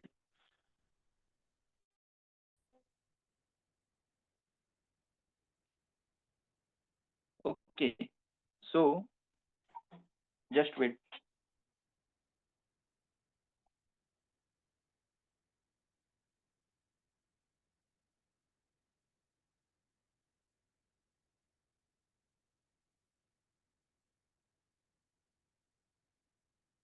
okay, sorry for. तो दोस्तों इन्होंने क्या किया कि 2 साल में देखा कि बहुत बड़ी कम्युनिटी हमारे साथ नहीं आ पाई, तो इन्होंने क्या किया, एक दूसरा टोकन लॉन्च किया एलजीएनएस के रूप में, एलजीएनएस के नाम से। तो ये 7 मार्च 2024 को लॉन्च हुआ, और जिस एक्सचेंज में ये लिस्ट हुआ उसका नाम है क्विकस्वैप। और जब भी कोई दुकान या कोई सिस्टम मतलब प्रोजेक्ट चालू होता है तो क्या होता है, मतलब प्रोडक्ट भी और पैसे भी रखे जाते हैं, तब तो कोई दुकान चालू होगा ना। तो उसी तरीके से यहाँ पे लिक्विडिटी के रूप में $2,80,000 डाले गए और 70,000 एलजीनेस डाले गए। 137 स्मार्ट कॉन्ट्रैक्ट बनाए गए, 25 इंस्टेंट डिप्लॉय हुए, और धीरे धीरे सिस्टम रन होते होते बाकी सारे स्मार्ट कॉन्ट्रैक्ट डिप्लॉय होते चले गए। अब जो लॉन्चिंग प्राइस था वो $4 का बना, ऑल टाइम हाई 84 तक गया था, और ऑल टाइम लो ये $3.33 तक भी नीचे गया था। ठीक है, आज करेंट प्राइस $4 के आसपास है, मार्केट कैप लगभग लगभग $9 बिलियन के आसपास है, लिक्विडिटी $370 मिलियन की हो चुकी है। होल्डर आप देखेंगे तो मोटा मोटी 25 लाख से ज्यादा लोगों की आज हमारी कम्युनिटी बन चुकी है। तो ओएचएम में कई लोग बोलते हैं कि सर जब वो पहला टोकन आया तो दूसरी टोकन की जरूरत क्यों पड़ी। तो दोस्तों वहां पे उन्होंने क्या किया कि सिर्फ ट्रेड बाय पे उनको लगा बड़ी कम्युनिटी अट्रैक्ट हो सकती है, बट हुआ नहीं। तो इन्होंने एलजेनेस जो लेके आया, इसमें इन्होंने रिफरल सिस्टम डाला कि अगर कोई रिफर करता है तो रिफर करने पे उनको भी कुछ इंसेंटिव मिल जाए, इस टाइप से सिस्टम बनाया। तो इस वजह से जैसे आप दुकान चालू करते हो, तो दुकान को बढ़ाने के लिए, दुकान को प्रचार प्रसार या उसकी मार्केटिंग बढ़ाने के लिए क्या करते हैं, हम ऑफर देते हैं।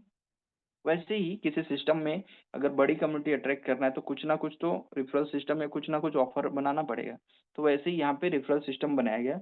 इस वजह से 2 साल में 7 मार्च 2024 को चालू हुआ था, आज 2026 में ये 25 लाख लोगों की कम्युनिटी बना चुका है। ठीक है, तो ये ओरिजिन एलिजिनेस का बेसिक हुआ। अब इसके से आगे बात करते हैं कि ये क्या करना चाहता है, इसका उद्देश्य क्या है। वेब 3 इंटीग्रेटेड फाइनेंशियल इकोसिस्टम बनाना चाहता है। मतलब आज जो हमारा बैंकिंग सिस्टम चल रहा है, जो फाइनेंशियल इकोसिस्टम चल रहा है, उससे आगे DeFi 3.0 protocol based on the algorithmic non-stable currency LGNS make the world first private and anonymous payment ecosystem। मतलब आज ये जो बनाना है, मतलब एलजीनेस नॉन स्टेबल कॉइन है। एक स्टेबल होता है, एक नॉन स्टेबल होता है। नॉन स्टेबल जैसे बिटकॉइन इथेरियम क्या है, नॉन स्टेबल कॉइन है। वहीं पे अगर आप यूएसडीटी की बात करेंगे तो एक स्टेबल कॉइन है। तो वैसे ही नॉन स्टेबल कॉइन एलजीएनएस के साथ इन्होंने चालू किया world first private and anonymous payment ecosystem, मतलब private and anonymous payment system बनाना चाहते हैं। ठीक है, आगे बढ़ते हैं। इसका जो रोड मैप है वो पहले ही इन्होंने बता दिया है कि 3 फेज में ये आ, आने वाले हैं। तो पहला फेज कंप्लीट हो चुका है, recruitment phase and upgraded version of algorithmic non stable coin एलजीएनएस। तो पहला फेज कंप्लीट हो चुका है, सेकंड फेज में है हम। सेकंड फेज में decentralize exchange, decentralize digital bank, anonymous private stable coin ए, मतलब स्टेबल कॉइन ए मतलब जो स्टेबल कॉइन है जिसका प्राइस फिक्स रहता है, तो स्टेबल कॉइन ए भी ले आए। क्रॉस चेन पेमेंट भी आ चुका है, बैंक कार्ड आ चुका है, आज इसका एटीएम कार्ड जो बैंक कार्ड होता है वो आ चुका है। अब क्या कर सकते हैं आप, अपने क्रिप्टो वैलेट से उसको कनेक्ट करके आप डायरेक्ट एटीएम मशीन से अपने पैसे विड्रॉल ले सकते हैं, लोन सर्विस ले सकते हैं। तो ये सारी चीजें अभी सेकेंड फेज में एंटर कर चुका है, तो ये सारी चीजें आ चुकी है। अब उसके बाद थर्ड फेज आने वाला है, वेब 3.0 मेटावर्स पैरेलल वर्ल्ड, जो इंटरनेट का दुनिया है पूरा, वेब 3 बोलते हैं जिसको, तो उस पे भी ये थर्ड फेज उस पे आने वाला है। तो अभी सेकंड फेज चल रहा है, उसके बाद थर्ड फेज आएगा। अब इस पे कुछ इसकी यूनिकनेस है, कुछ यूएसपी है जिसके बारे में हम बात करते हैं, जिस वजह से लोग यहाँ पे बहुत ज्यादा मात्रा में आ रहे हैं, बहुत अच्छा इन्वेस्ट करके अच्छा पैसा बना रहे हैं, ट्रस्ट लोगों का बना हुआ है। तो सबसे पहला, no locking of your fund, क्योंकि यहाँ पे 100% कंट्रोल आपका है, इस वजह से यहाँ पे कोई लॉकिंग नहीं है। अगर लॉक होता तो कंट्रोल उस सिस्टम ओनर का या उस व्यक्ति का होता, लेकिन यहाँ पे कोई ओनर है नहीं, तो इसीलिए आपका फंड लॉक नहीं होता है। 0 डे स्टेकिंग, स्टेकिंग मतलब जैसे आप एफडी करते हो उस तरीके से स्टेकिंग होता है। तो स्टेकिंग में क्या होता है, जैसे आपने जो स्टेक किया उसके ऊपर आपको प्रॉफिट मिलता है। तो स्टेकिंग में भी लॉक नहीं, जैसे एफडी में 6 महीना, साल, 2 साल का लॉकिंग होता है, लेकिन यहाँ पे लॉक नहीं होता है, 0 day staking. No distribution on your fund, अगर आप अपना पैसा इन्वेस्ट करते हो तो आपका फंड किसी को डिस्ट्रीब्यूट नहीं होता है। नो पैकेज, कोई पैकेज नहीं है। No 2x 3x 4x unlimited income, मतलब आपका 2 गुना 3 गुना 4 गुना ही करके देगा, ऐसा कोई नहीं। जब तक रहेगा तब तक आपको इनकम मिलता रहेगा। No minimum maximum withdrawal limit, आप जितना चाहो सिर्फ प्रॉफिट या total withdrawal, total capital profit, total withdrawal ले सकते हो। You are the self custodian of your money, आप ही अपने पैसे के मालिक हो। नो पे आउट डेट टाइम, पेमेंट का कोई फिक्स डेट टाइम नहीं है। ये नहीं कि सैटरडे संडे को आप विड्रॉल नहीं ले सकते, ऐसा नहीं, आप any day any time withdrawal लगा सकते हो। कोई रिन्यूअल की जरूरत नहीं, कोई केवाईसी की जरूरत नहीं। 100% डिसेंट्रलाइज प्रोजेक्ट, इंटरनेशनल प्लेटफॉर्म है, ये नहीं कि सिर्फ इंडिया में चल रहा है, ये इंटरनेशनल लेवल पे चल रहा है। No capping unlimited income on single ID, ये नहीं कि आपको 4 लोगों को बताना पड़ेगा, 4 आईडी लगानी पड़ेगा, ऐसा नहीं। एक आईडी से भी आप एक वॉलेट बना के भी अनलिमिटेड इनकम ले सकते हो। ये कुछ इसकी यूनिक यूएसपी है, जिसकी वजह से बहुत सारे लोग इससे हमारे साथ जुड़ के इस प्रोजेक्ट का हिस्सा बन के बहुत अच्छा पैसा बना रहे हैं। अब वर्ल्ड का बेस्ट इनकम मॉडल क्यों है, इसके बारे में बात कर लेते हैं। यहाँ पे 4 तरीके से आपको प्रॉफिट मिलता है। पहला, स्टेकिंग, जो नॉर्मल एफडी की तरह होता है, आप कॉइन के रूप में स्टेक करते हो और आपको प्रॉफिट मिलता है। दूसरा, स्पाइडर वेब, अगर आपको अच्छा लगता है, किसी को आपने रिफर किया, कोई आपके माध्यम से ज्वाइन करता है, तो आपको एक स्पाइडर वेब रिवॉर्ड मिलता है। उसके बाद डाउ रिवॉर्ड, अगर आप अच्छा काम करते हो और एक डाउ लेवल होता है वो अचीव करते हो, तो उस डाउ लेवल का आपको अलग से रिवॉर्ड मिलता है। और एक ऑरली, वीकली और मंथली रिवॉर्ड सिस्टम है, जिसपे बीच बीच में ये ऑफर आते रहता है, उस पे आप रिवॉर्ड ले सकते हो। तो अपन सबसे पहले बात करते हैं स्टेकिंग मॉडल की।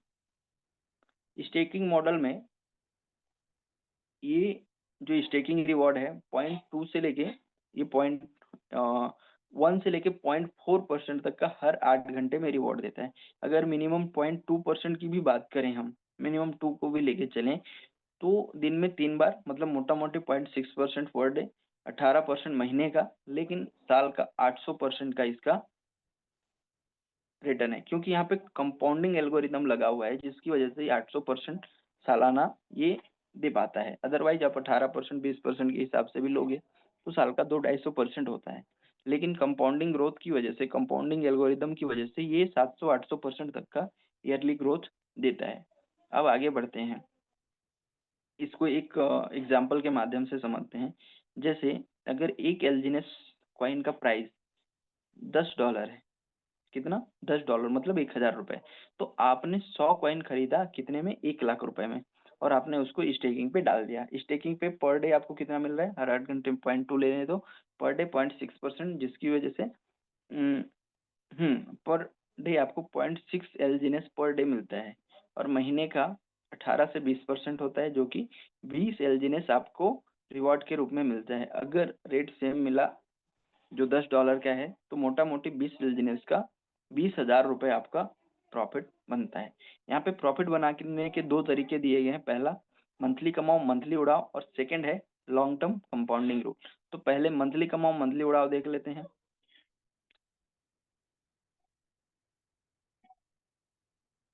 यहाँ पे देखिए, मंथली कमाओ मंथली उड़ाओ, case 1, rate will be same. देखिए ये नॉन स्टेबल करेंसी है, मतलब रेट इसका फ्लक्चुएट होते रहता है, कभी ऊपर कभी नीचे, थोड़ा ऊपर थोड़ा नीचे, ऐसा चलते रहता है। अगर rate will be same, rate अगर सेम रहा, जैसे 20 कॉइन हर महीने प्रॉफिट देगा, ये फिक्स है, बट रेट ऊपर नीचे होते रहते हैं। तो केस 1 अगर देख लेते हैं अपन, रेट अगर बराबर है, आपने 1000 रुपए के हिसाब से खरीदा था, लगभग 1000 रुपए का रेट अगर आपको 1 महीने बाद भी मिल जाता है, तो आपका प्रॉफिट जो होता है 20% का प्रॉफिट होता है। अगर वहीं पे रेट विल बी हाफ, हम बोलते हैं कि सर कॉइन तो आपको मिल रहा है, लेकिन रेट 1 महीने बाद अगर 50% डाउन हो गया, जैसे आपने 1000 रुपए खरीदा था, 500 रुपए आ गया, तो आपका जो प्रॉफिट बनेगा 10,000 रुपए का, मतलब मोटा मोटी 10% का प्रॉफिट। उसके बाद केस 3 देख लेते हैं, rate will be half of the half, मतलब 1000 रुपए में खरीदा था, लेकिन हाफ का हाफ मतलब 250 रुपए भी आ गया, तो आपका जो प्रॉफिट बन रहा है 4.5% का प्रॉफिट बन रहा है। ठीक है, 4500 रुपए, मतलब मोटा मोटी 4.5% का प्रॉफिट। अगर rate will be double, case 4 में देखते हैं, अगर रेट डबल हो गया, जरूरी थोड़ी है कि रेट डाउन ही जाएगा, रेट ऊपर भी तो जा सकता है। अगर रेट मान लीजिए डबल हो गया, तो 20 दूने 40, यहाँ पे थोड़ा सा राइटिंग मिस्टेक है, यहाँ पे 60 लिखा गया है, तो 20 दूने 40,000 होगा, जो कि मोटा मोटी 40% का प्रॉफिट है। ये तो इस तरीके से यहाँ पे आप प्रॉफिट बुक कर सकते हो। जनरली रेट बहुत ज्यादा डिफरेंस नहीं आता है, महीने 1 डेढ़ महीने में, अगर जैसे 1 महीने की बात करूँ, तो ज्यादा ज्यादा 1 डेढ़ डॉलर का ऊपर नीचे फ्लक्चुएट होता है। ऐसा नहीं कि आज आपने $10 पे खरीदा, 1 महीने बाद $2 या $4 आ जाए। तो इतना डिफरेंस हमने कभी नहीं देखा इस प्रोजेक्ट में, इस सिस्टम पे। ठीक है, अब उसके बाद कंपाउंडिंग देख लेते हैं। ठीक है, जैसे कई लोग होते हैं, सर जो हमको अभी पैसे की जरूरत नहीं, 6 महीने साल 2 साल बाद ही हमको विड्रॉल लगाना है, तो उस स्थिति में क्या होता है उसको थोड़ा समझ लेते हैं। अब जैसे कोई व्यक्ति आए जिसने 100 टोकन खरीदे, कितने में, 1000 रुपए में। अगर रेट 1000 रुपए में खरीदा, अब 1 महीने में टोटल उनके कॉइन बन के हो गया 120। अब अगर रेट सेम मिलता है तो कितना हुआ, 1,20,000। वहीं पे रेट अगर गिर जाता है, ठीक है, समझिएगा इस चीज को, रेट अगर हाफ हो जाता है, तो उसका 1 लाख का जो वैल्यू है, 1 महीने बाद कितने का रह जाएगा, 60,000 का। तो यहाँ पे हम लोग इन्वेस्टमेंट के पर्पज से आए हैं, तो कभी भी हमको ये नहीं होना चाहिए कि जैसे हमने इन्वेस्ट किया 15 महीना दिन में, अगर रेट थोड़ा नीचे चला गया, तो आपका फंड का लॉस जो दिख रहा है, तो आपको ये नहीं सोचना चाहिए कि इतना लॉस हो गया। इसको आगे समझेंगे हम लोग कि कैसे ये प्रॉफिट ही देता है। हाँ, इंस्टेंट आप देखोगे तो हो सकता है आपको लॉस नजर आए, लेकिन लॉन्ग टर्म में ये 100% प्रॉफिट ही देगा आपको। ठीक है, उसके बाद 3 महीने में देखते हैं। 3 महीने में जो कंपाउंड होके आपका 100 कॉइन बन जाएगा 172 कॉइन। अगर रेट सेम मिलता है तो 1,72,000 रुपए का प्रॉफिट बनता है, मतलब टोटल कैपिटल और प्रॉफिट मिला के 1,72,000 रुपए बनता है। वहीं पे अगर रेट फिर भी 3 महीने बाद भी रेट 50% डाउन रहता है, तो आपको कितना मिलेगा, 86,000, जो कि आपके कैपिटल से अभी भी लॉस में आप चल रहे हो। उसके बाद 6 महीने में देखते हैं। 6 महीने में टोटल कॉइन बन के हो जाएंगे 296, और आपके जो फंड का वैल्यू है, वो अगर सेम रेट मिलता है तो कितना बनेगा, 2,96,000। वहीं पे अगर 6 महीने बाद भी रेट 50% डाउन ही चल रहा है, 500 रुपए ही चल रहा है, तब भी आप 1,48,000 का टोटल वैल्यू होता है, जो कि आप 48,000 के प्रॉफिट पे आ जाते हो। ठीक है, उसके बाद 1 साल का देखते हैं। 1 साल में 905 कॉइन टोटल बनता है, जो कि अगर सेम रेट मिलता है तो 9,05,000 रुपए की वैल्यू बनती है। वहीं अगर रेट डाउन भी हो जाता है 50%, तब भी आपका जो फंड वैल्यू कितना होता है, 4,52,000, मोटा मोटी 9 गुना या 4.5 गुना बोल सकते हैं। ठीक है, तो अब सेकेंड ईयर देखते हैं। 2 साल में कितना होगा 8,195। आपने विड्रॉल नहीं लगाया तो 8,195 कॉइन टोटल बन जाएंगे। अगर सेम रेट 1,000 रुपए का वैल्यू मिलता है तो कितने का वैल्यू बन जाएगा 81,95,000 रुपए, जो कि हमको यकीन भी नहीं होता है। ठीक है, आज दोस्तों बिटकॉइन की अगर बात करें 2009 में जब चालू हुआ था 60 पैसे से चालू हुआ था, किसी को नहीं लगा था इतना ऊपर जाएगा। आज देखो उस एक बिटकॉइन की कीमत, आज एक बिटकॉइन की कीमत 80 लाख रुपए हो चुका है। गलती से किसी ने 60 पैसे भी लगाए होते ना तो आज ये 80 लाख रुपए का मालिक होता हो। तो ये कंपाउंडिंग की पावर होती है। ठीक है, आप अगर 1 लाख रुपए भी लगा के छोड़ देते हैं 2 साल में आपका फंड वैल्यू अगर रेट सेम मिलता है तो 81,95,000। रेट अगर घट जाता है 500 रुपए भी आ जाता है तो भी 40,97,000। मैं बोलता हूँ रेट 50% और डाउन हो गया 250 रुपए भी आ गया तब भी आपका 20 लाख के करीब वैल्यू बनता है। अगर रेट और भी डाउन हो गया, अगर $1 भी चला गया तब भी मोटा मोटी 8 से 9 लाख रुपए आपका बनेगा। तो आपका इतना बड़ा रिटर्न कौन देता है, कौन बैंक देती है, कौन सिस्टम देता है? ये सब पॉसिबल है क्रिप्टो करेंसी में ही, क्रिप्टो इंडस्ट्री में ही ये पॉसिबल है। आप यहाँ पे एक और कैलकुलेशन दिया गया है, सबसे नीचे देखिए, only 1 token will be converted into 9 token with in a year. मतलब 1 साल में 1 टोकन 9 टोकन में बदल जाता है और यही 3 साल में 741 टोकन बन जाता है। जैसे कोई व्यक्ति आज अगर सिर्फ 1 टोकन खरीद ले, ठीक है, आज अगर कोई सिर्फ एक व्यक्ति 1 टोकन ही कोई व्यक्ति खरीद ले, मोटा मोटी मान लीजिए अगर $10 का रेट रहता है, हालांकि आज कम है लेकिन $10 का रेट एग्जाम्पल के लिए लेके चलते हैं, तो 3 साल में टोटल 741 टोकन बनते हैं, जिसकी वैल्यू अगर 1,000 रुपए भी रहती है तो 7,41,000 रुपए, उसका 1,000 रुपए 7,41,000 रुपए बनता है। तो ये यकीन ना होने जैसा हमको लगता है, बट एक्चुअल जो कंपाउंडिंग का पावर है, आपने वो कहानी सुनी होगी कि राजा के दरबार में एक पंडित जाता है, बोलता है राजा जी मुझको दान चाहिए। तो राजा बोलता है कितना चाहिए?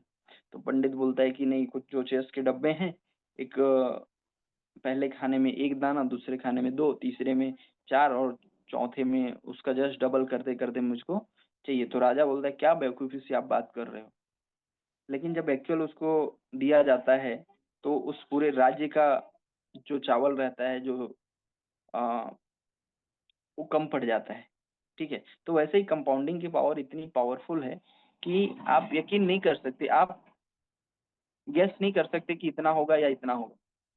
ठीक है, अब थोड़ा सा समझते हैं कि ये एक्चुअल में इतना पैसा देता कैसे है, ये समझना बहुत जरूरी है। क्योंकि कहीं ना कहीं हम लोग के मन में रहता है कि सर कहीं मनी सर्कुलेशन तो नहीं है, कहीं बहुत ज्यादा सिर्फ इसकी टोपी उसके सर वाला सिस्टम तो नहीं है। तो ये समझना बहुत जरूरी है। तो यहाँ पे इसका rate control and backup system दिया गया है। तो यहाँ पे देखिए लेफ्ट साइड में लिक्विडिटी दिख रही है और राइट साइड में बॉन्ड सिस्टम दिख रहा है। तो लिक्विडिटी जो है यहाँ से चालू हुआ था, लिक्विडिटी जब चालू हुआ तो $2,80,000 और 70,000 टोकन डाले गए, एलजीनेस डाले गए। तो जब कोई व्यक्ति, तो इसके हिसाब से $4 का रेट बना। जब कोई व्यक्ति $4 लिक्विडिटी पूल में डालता है तो उसको कायदे से एक कॉइन मिल जाता है। तो वैसे ही एक बॉन्ड सिस्टम है, बॉन्ड सिस्टम में $4 डालते हैं तब भी हमको एक कॉइन मिल जाता है क्योंकि प्राइस वही रहता है। तो यहाँ पे जो बॉन्ड मैकेनिज्म इसका जो लगा है, बॉन्ड में क्या होता है 3 महीने 6 महीने साल के लिए लॉक होता है आपका फंड। तो और लिक्विडिटी में क्या है, वो अनलॉक रहता है। तो यहाँ पे मैकेनिज्म क्या बना गया है कि जैसे ही आप बॉन्ड में खरीदारी करते हो, बॉन्ड में कुछ डिस्काउंट मिल जाता है, कुछ ऑफर मिल जाता है, आप सबको पता है जो नॉर्मल बॉन्ड होते हैं उस पर भी। तो वैसे ही बॉन्ड सिस्टम में अगर कोई व्यक्ति खरीदारी करता है, मतलब एक्चुअल में ये देता कहाँ से, मैं एक चीज आप लोगों को पहले ही क्लियर कर दूं कि अगर ये हमको पैसे के बदले पैसा देता तो ये नहीं दे पाता और नहीं चलता। लेकिन एक कॉइन के बदले टोकन के बदले टोकन देता है करके चल पाता है। इसको आप एक इजी एग्जांपल के माध्यम से समझिए। जैसे एक किसान है, एक किसान को अगर आप 1 किलो धान दे दोगे, 1 किलो गेहूं दे दोगे, तो उस 1 किलो का वो 10 किलो बना सकता है। क्योंकि उसके पास ऐसा सिस्टम है, ऐसा तरीका है जिससे वो कर सकता है। ठीक है, लेकिन अगर उसको आप बोलोगे 10,000 पकड़ मेरे को अगले महीने तो 11,000 दे, या 3 महीने में 15,000 दे, तो आपको दे पाएगा? नहीं दे पाएगा, क्योंकि उसके पास पैसे से पैसा बनाने का सिस्टम नहीं है। हाँ, लेकिन अगर आप धान दे देते हो, गेहूं दे देते हो, कोई भी फसल की बीज दे देते हो, तो 1 से 10 वो बनाने में वो सक्षम रहेगा क्योंकि उसके पास वैसा सिस्टम है। तो वैसे ही ओरिजिन एलजीएनएस में ये टोकन से टोकन देने का सिस्टम इसके पास है, ना कि पैसे से पैसा। ठीक है, हाँ, सिस्टम ये है कि अब जैसे किसान है, आपने उसको 1 किलो दिया तो 10 किलो बनाया, अब 10 किलो को बेच के वो मोटा पैसा बना लिया तो 1000 का 10,000 दिख सकता है। तो वैसे ही इस एलजीनेस में क्या होता है, आपने अगर 1 लाख का एलजीनेस खरीद के डाला तो हो सकता है 3 महीने 6 महीने बाद वो 2 लाख या 4 लाख रुपए हो सके का वैल्यू कब बन सके। तो ये पॉसिबिलिटी है, ठीक है। तो एक्चुअल में हमको कॉइन ही देता है, कॉइन के बदले कॉइन देता है, पैसा नहीं देता है। इस चीज को क्लियर कर दूं पहले, ठीक है। तो उस कॉइन को बेच के हम फिर पैसा बनाते हैं, वो प्रॉफिट दिखता है हमको।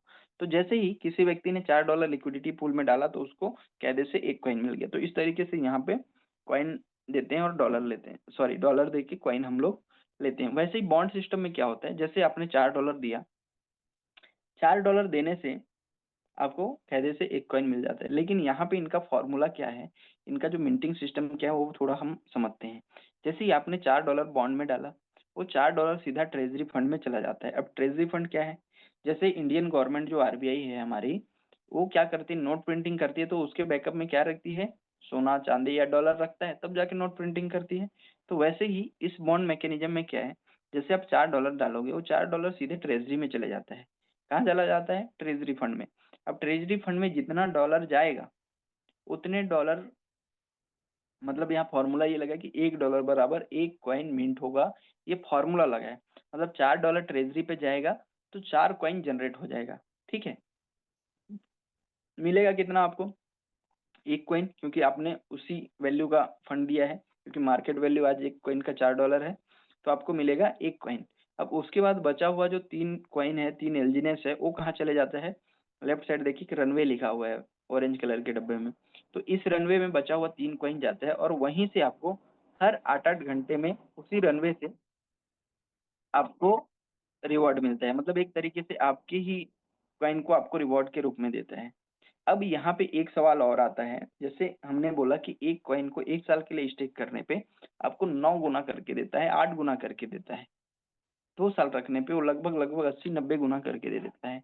तो जैसे कायदे से अगर कोई व्यक्ति देखा जाए, उसने $4 दिया, तो कायदे से तो उसने सिर्फ 4 कॉइन बनाने का परमिशन दिया या 4 कॉइन बनाने का ही पैसा दिया है। तो कायदे से उसको 4 गुना मिलने के बाद मिलना बंद हो जाना चाहिए, यही तो होना चाहिए ना। लेकिन क्या होता है कि आप 1 साल रखते हो तो आपको 9 कॉइन, 2 साल रखते हो तो 81 कॉइन, 3 साल रखते हो 700 कॉइन। तो ये मिलता कहाँ से है, ये एक सवाल आता है। तो जैसे कई बार क्या होता है, कई सारे लोग आते हैं 1 महीने के लिए स्टेक करते हैं फिर चले जाते हैं। जैसे कोई व्यक्ति आया $4 दिया सिस्टम में, तो 4 कॉइन जनरेट हो गया। अब मिला उसको इंस्टेंट 1 कॉइन, अब वो लंबे समय के लिए रुकता है तो उसको थोड़ा थोड़ा करके मिलते जाता है। कोई एक व्यक्ति और आता है जो $4 देता है, 4 कॉइन जनरेट हो जाता है, लेता तुरंत 1 कॉइन है, अब 2 महीने वेट करता है, 2 महीने में ज्यादा ज्यादा 1 या 1.5 कॉइन और ले लेते हैं, और उसके बाद उसके कुछ कॉइन बच गए, कहाँ बचे, रनवे में, और वो एग्जिट हो जाता है तो उसके भी फंड बच गए, क्योंकि उसने पूरा नहीं लिया, जितना 1 महीना या 2 महीना ही लिया। वैसे ही कोई व्यक्ति आता है जो फिर $4 या $10 डाल के कुछ कॉइन खरीदता है, और उसके बाद 1 महीने बाद वो भी एग्जिट कर जाता है, तो उसके भी कुछ रनवे में फंड पड़े रहते हैं। तो इस तरीके से जो इंस्टेंट एग्जिट कर जाते हैं उनके मिंटिंग जितने भी उन्होंने दिए कुछ ही लिए, क्योंकि लंबे समय तक रुकेंगे तभी तो उनको पूरा मिल पाएगा। तो इस तरीके से बहुत सारा फंड रनवे में पड़ा रहता है, जिससे हमको साल 2 साल में बहुत ज़्यादा भी अगर मिलता है तो कहाँ से मिलता है, रनवे से। जो जल्दी एग्जिट कर जाते हैं उनके हिस्से का हमको मिल जाता है। आज भी अगर हम रनवे की बात करें तो 300 साढ़े 300 दिन का रनवे दिखा रहा है, तब तक वो हमको हर 8 घंटे में रिवॉर्ड दे सकता है, इतना बड़ा बैकअप फंड इसके पास है। अब रेट की अगर थोड़ा बात करें हम, तो रेट कैसे मैनेज रहता है, कैसे अचानक ऊपर नीचे नहीं जाता है, इसको थोड़ा समझ लेते हैं। जैसे कोई व्यक्ति लिक्विडिटी पूल से अगर खरीदारी करता है, $4 देता है तो 1 कॉइन मिलता है, सिंपल सी। तो यहाँ पे क्या होता है, लिक्विडिटी पूल में कॉइन की सप्लाई घटती है, डॉलर की बढ़ती है, तो रेट क्या होता है, बढ़ जाता है। अब जैसे ही रेट बढ़ता है तो ऑटोमेटिक सारा कॉन्ट्रैक्ट बना हुआ है पहले से ना, कोई बैठ के कंट्रोल नहीं कर रहा है। जैसे ही अगर इधर रेट बढ़ने लगता है बहुत ज्यादा, तो क्या होता है, बॉन्ड में ऑफर आ जाते हैं। जब बॉन्ड में ऑफर आते हैं तो लोग बॉन्ड में शिफ्ट होना चालू हो जाते हैं, बॉन्ड में खरीदारी करना चालू कर देते हैं। अब बॉन्ड में खरीदारी चालू होता है तो नए कॉइन की मिंटिंग चालू हो जाती है। अब नए कॉइन की मिंटिंग होगी तो क्या होगा, सप्लाई बढ़ेगा, सप्लाई बढ़ने से फिर रेट नीचे आ जाता है। तो इस तरीके से रेट मैनेज होके चलता है। अगर बहुत ज्यादा सप्लाई बढ़ जाएगी तो फिर बॉन्ड में ऑफर बंद हो जाएंगे, फिर लिक्विडिटी पूल से चालू हो जाए। तो इस तरीके से यहाँ पे रेट मैनेज होके चलता है, ठीक है। तो ये उसका बैकअप सिस्टम है, कंट्रोल मैकेनिज्म है, क्योंकि लोगों को ये पता होना चाहिए कि कैसे हमको दे रहा है, कहाँ से दे रहा है। ये अगर क्लियर हो तो हमको यहाँ इन्वेस्ट करने में कोई दिक्कत परेशानी नहीं होगी। अब आगे बढ़ते हैं, थोड़ा समझते हैं इसका रिफरल सिस्टम। जैसे कई सारे लोग अगर आप रिफर करना चाहते हैं, टीम में काम करना चाहते हैं, लोगों को बताना चाहते हैं, तो उसके बेस पे यहाँ पे क्या है स्पाइडर वेब रिवॉर्ड जिसकी हम बात कर रहे हैं। ठीक है, यहाँ पे लेवल इनकम है। जैसे आपने किसी एक व्यक्ति को ज्वाइन कराया, आपके माध्यम से किसी ने सपोज $100 यानी 10,000 रुपए से इन्वेस्ट करता है कोई व्यक्ति, तो आपको इंस्टेंट आपको कोई प्रॉफिट नहीं मिलेगा। अगर कोई व्यक्ति को आपने 1 लाख रुपए से भी ज्वाइन कराया तो इंस्टेंट आपको 1% प्रॉफिट नहीं मिलने वाला। हाँ, लेकिन कल को जो प्रॉफिट बनाएगा उस प्रॉफिट का 8 से 16% का प्रॉफिट आपको मिलेगा। वैसे ही सेकंड जनरेशन जैसे level wise second third level जो होता है उसके लिए सेल्फ इन्वेस्टमेंट $300 और 2 डायरेक्ट रेफरल होने चाहिए जिनके प्रॉफिट का 5 से 10%, मतलब प्रॉफिट अमाउंट का ना कि कैपिटल का, इसको ध्यान रखिएगा। तो जो डिसेंट्रलाइज प्रोजेक्ट है उसमें प्रॉफिट का प्रॉफिट मिलता है, ना कि कैपिटल का प्रॉफिट। ठीक है, तो इस तरीके से ये लेवल वाइज 15 लेवल तक का इनकम है। उसके बाद आगे बढ़ते हैं तो ये जैसे लेवल 1 लेवल 2 इस तरीके से दिया गया है। अब जैसे सपोज किसी व्यक्ति ने 1 लाख रुपए इन्वेस्ट किया, जैसे आपके माध्यम से किसी ने 1 लाख रुपए इन्वेस्ट किया और पर डे 1%, जैसे 0.1% के हिसाब से देखा जाए तो महीने का अगर कोई व्यक्ति 20,000 रुपए का प्रॉफिट कर रहा है, ठीक है, 1 लाख रुपए लगा के कोई 20,000 का प्रॉफिट कर रहा है, तो 8 से 16% कितना हो जाएगा? 20,000 का 8 दूने 1600, ठीक है, 1600 से 2,000 2500 का प्रॉफिट आपका महीने का बन जाएगा। तो इस तरीके से आप लेवल इनकम उठा सकते हो। उसके बाद होता है एक डाउ इनकम होता है। जैसे डाउ लेवल जो अचीव करते हैं, डाउ लेवल कहने का मतलब यहाँ पे V1 से लेके V6 तक 6 लेवल होते हैं। डाउ का जो फर्स्ट लेवल है V1, उसको अचीव करने के लिए आपको ABC 3 आपको लेग चलाने होंगे। पर लेग आपको 50,000 मतलब INR में बात करूं तो 50 लाख रुपए का इन्वेस्टमेंट 3 लेग से होगा, तो आप V1 बनोगे। और V1 का जो इनकम है ओवरऑल, मतलब पर डे का 10 से लेके 20,000 पर डे का इनकम होता है, जो महीने का 3 से 6 लाख रुपए होता है। आज हमारे साथ बहुत सारे V1 अचीवर हैं जो आज अच्छा खासा महीने के 3 से 6 लाख रुपए कमा रहे हैं। और ऐसे ही यहाँ पे 6 लेवल है। जैसे पहला V1 जो 50,000 पर लेग ABC में अगर आप कर लेते हो तो आप V1 बनोगे, जहाँ पे 10,000 से 20,000 पर डे। V2 जहाँ पे 1.5 लाख डॉलर, मतलब 1.5 करोड़ का business each leg ABC, total 4.5 crore का बिजनेस अगर आपका होता है तो आप 20,000 से 30,000 पर डे की इनकम है। वैसे ही V3 3 करोड़ पर लेग, मतलब 3 या 9 करोड़ का इन बिजनेस होता है, तो आप 30,000 से लेके 50,000 पर डे की इनकम मिलेगी। उसके बाद V4 लेवल जहाँ पे 5-5 करोड़ का पर लेग, मतलब 15 करोड़ का बिजनेस जाने पे 50,000 से 1 लाख रुपए का पर डे का इनकम होगा। उसके बाद V5 जहाँ पे 10-10 करोड़ का बिजनेस एक एक लेग से अगर होता है, मतलब मोटा मोटी 30 करोड़ का, तो आप 1 से 3 लाख पर डे का इनकम होगा आपका ना, महीने का नहीं, पर डे का। ठीक है, और उसके बाद लास्ट है V6 लेवल। V6 पे मतलब 30-30 करोड़। V5 हर लेग से एक एक V5, मतलब V5 बोलने से 30-30 करोड़ का बिजनेस अगर होता है तो आप 2 से 5 लाख पर डे का इनकम उठाओगे। तो इसीलिए इसको देखिए, इनकम कितना जबरदस्त है, मतलब महीने का 3 से 5 लाख रुपए से लेके पर डे का 2 से 5 लाख रुपए का इनकम बनाने का जरिया है। तो इसीलिए इसको डाउ नहीं वाव रिवॉर्ड बोला जाता है। ठीक है, तो ये अगर आप टीम में काम करने में इंटरेस्टेड हो, अगर टीम में काम करने में इंटरेस्टेड नहीं भी है और आपके पास बड़ा फंड है, तो आप कुछ नहीं, आप ही के 3 आईडी बना लीजिए, 50-50 लाख का 3 आईडी लगा दीजिए और आप V1 बन जाओगे। पर डे 10 से 20,000 अलग से आपको रिवॉर्ड आएंगे और सेल्फ इन्वेस्टमेंट का अलग से रिवॉर्ड आएगा। ठीक है, तो ये इसलिए वाव रिवॉर्ड बोला जाता है। अब उसके बाद हमारी जो रॉयल कम्युनिटी है, रॉयल एजुकेशन सिस्टम है, इधर से आपको, अगर आप हमारे साथ ज्वाइन करते हो, हमारे साथ आगे बढ़ते हो, तो आपको क्या क्या सपोर्ट मिलेगा उसके बारे में थोड़ा बात कर लेते हैं। पहला, daily training and support system. Digital और फिजिकल दोनों तरीके से सपोर्ट मिलेगा आपको, डिजिटल वेबिनार, फिजिकल वेबिनार, सारा। उसके बाद सेमिनार सपोर्ट, डिजिटल और फिजिकल दोनों। जैसे सेमिनार होते हैं हमारे कई सारे, तो डिजिटल भी होते हैं, फिजिकल भी होते हैं। Hand holding support by the top leader and technical team. जो हमारे टॉप लीडर हैं और टेक्निकल टीम है, उनके द्वारा हैंड होल्डिंग सपोर्ट मिलेगा। 24/7 कॉल एंड व्हाट्सएप सपोर्ट। आपको कोई भी दिक्कत परेशानी आती है, विड्रॉल करना है, सेल करना है, बाय करना है, कोई टेक्निकल इशू आ रहा है, तो कॉल पे व्हाट्सएप पे आप हमसे कनेक्ट कर सकते हैं और इंस्टेंट आपको सॉल्यूशन मिल जाएगा। व्हाट्सएप कम्युनिटी का सपोर्ट है, डिजिटल टूल ऑटोमेशन सिस्टम का सपोर्ट है, कॉइन सेल बाय का सपोर्ट हम देते हैं प्रॉपर। आपको कॉइन सेल करना है, बाय करना है, तुरंत हम आपको करा के देते हैं। एक्स्ट्रा सर्विस में हम क्या करते हैं, extra offer for support by the royal team. आपको सपोर्ट करने के लिए एक्स्ट्रा ऑफर निकलते रहते हैं। Extra skill development session like digital marketing, mind power, इस तरीके के कुछ कुछ एक्स्ट्रा स्किल डेवलपमेंट के ऊपर भी हमारी ट्रेनिंग होती रहती है। अगर इन्हीं ट्रेनिंग को, इन्हीं सर्विसेज को आप मार्केट में लेने जाओगे, 50,000 से 1 लाख रुपए की चार्जेबल हैं ये सारी चीजें। लेकिन हमारी कम्युनिटी का हिस्सा बनने पे आपको ये बिल्कुल फ्री ऑफ कॉस्ट मिलता है, बिल्कुल फ्री ऑफ कॉस्ट। और हर मॉर्निंग इवनिंग आपको ट्रेनिंग मिलेगा, इससे आप पूरा सीख के, समझ के, मैच्योर होके अच्छा पैसा बना पाओगे। क्योंकि बिना नॉलेज के, बिना जानकारी के अगर किसी फील्ड में आप घुसते हो तो क्या होता है कि आप स्कैम का शिकार हो जाते हो। ठीक है, तो ये थी आज के हमारे प्रेजेंटेशन, और आप लोगों को कैसा लगा आप लोग शेयर कर सकते हैं।